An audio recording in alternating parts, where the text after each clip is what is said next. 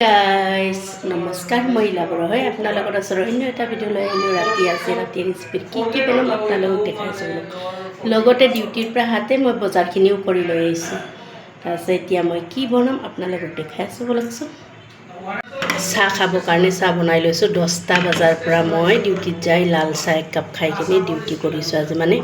একো খাব মন নগ'ল এতিয়া জাষ্ট আহি পাই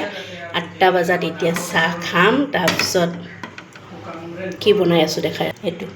পাহাৰীয়া কচু লৈ আহিছোঁ বনাবৰ কাৰণে শুকান ইফালে অলৰেডি আধা বাছি লোৱা হৈছে এইখিনি ডিউটিৰ পৰা আহাতে এইবিলাক বজাৰ জলকীয়া ৰঙালাও এয়া চাহ ধনিয়া অমিতা ফুল কোনে কোনে খায় কমেণ্ট বক্সত জনাই দিব আৰু এইখিনি ফুলকবি আদা এইবিলাক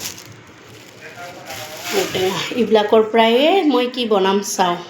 আৰু এইটো পকৰি চাহৰ লগত খাৱাৰ কাৰণে কচু আৰু ঔটেঙাত দিবৰ কাৰণে লৈছোঁ এইখিনি ঘৰৰ মাছ মা আনিছিলে শুকান মাছ এইখিনি দি দিম এনেও ঘৰৰ শুকান মাছখিনি টেষ্টি হয় সৰু সৰু গৰৈ কিবা কিবি চব মিক্স এইটো কিনা হয় বজাৰৰ পৰা অলৰেডি ইফালে কচু আৰু ঔটেঙা পূৰা হৈ আছে এতিয়া দিম শুকান মাছখিনি ধুনীয়াকৈ ধুই লৈছোঁ এইটো ধুনীয়াকৈ মই ঔটেঙা শুকান মাছ কচু বনাইছোঁ আৰু ইফালে পটল ফ্ৰাই কৰিম ভিডিঅ'টো মই বেছি দীঘলীয়া নকৰোঁ ডিউটিৰ পৰা আহি এনেকুৱা ভাত ভোক লাগিছে মানে মাথা ঘূৰাই গৈছে তাৰ কাৰণে মই ভিডিঅ'টো বেছি দীঘল নকৰোঁ আপোনালোকে যদি মোৰ ভিডিঅ'টো চোৱাৰ কাৰণে ইণ্টাৰেষ্টিং হয়